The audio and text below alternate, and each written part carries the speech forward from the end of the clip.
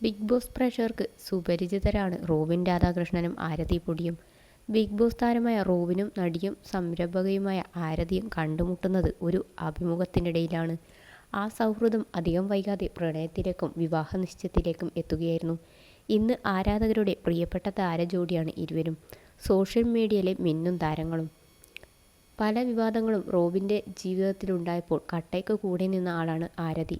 ഇടക്കാലത്ത് റോബിനും ആരതിയും തമ്മിൽ പ്രശ്നങ്ങളുണ്ടെന്നും ഇരുവരും പിരിയുകയാണെന്നുമൊക്കെ റിപ്പോർട്ടുകളുണ്ടായിരുന്നു.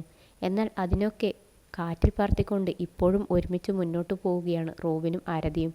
ഇപ്പോഴിതാ ജാങ്കോ സ്പേസ് ടിവിക്ക് നൽകിയ അഭിമുഖത്തിൽ തങ്ങൾ പിരിഞ്ഞുവെന്ന വാർത്തകളോട് പ്രതികരിക്കുകയാണ് റോബിൻ.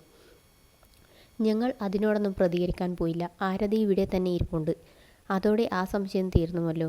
ആളുകൾ ഓരോന്ന് പറഞ്ഞുകൊണ്ടിരിക്കും. നമ്മൾ അതിനൊന്നും മറുപടി കൊടുക്കാൻ പോകേണ്ടതില്ല. ഞങ്ങൾ കല്യാണം കഴിക്കാൻ പോവുകയാണ്. എന്തുകൊണ്ടായിരിക്കാം അത്? വ്യക്തിപരമായ എല്ലാ കാര്യങ്ങളും മനസ്സിലാക്കി അടുത്ത ഘട്ടത്തിലേക്ക് കടക്കാം എന്നുള്ളത് കൊണ്ടായിരിക്കുമല്ലോ എന്നാണ് റോബിൻ പറയുന്നത്.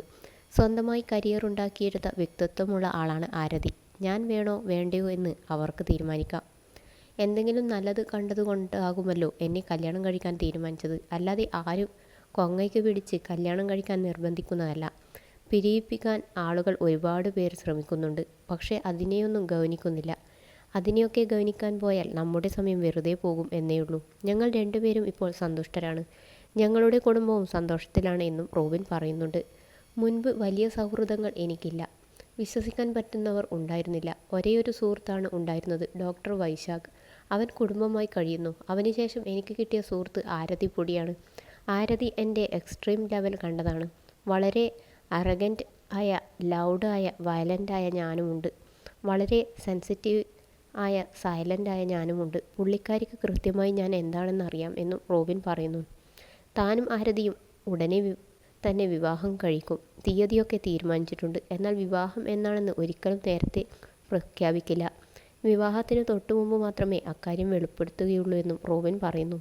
സോഷ്യൽ മീഡിയയിൽ നിന്നും മറ്റും ഉണ്ടായ മോശം അനുഭവങ്ങളുടെ പശ്ചാത്തലത്തിലാണ് ഇത്തരത്തിലൊരു തീരുമാനത്തിലേക്ക് എത്തിയതെന്നാണ് റോബിൻ പറയുന്നത്.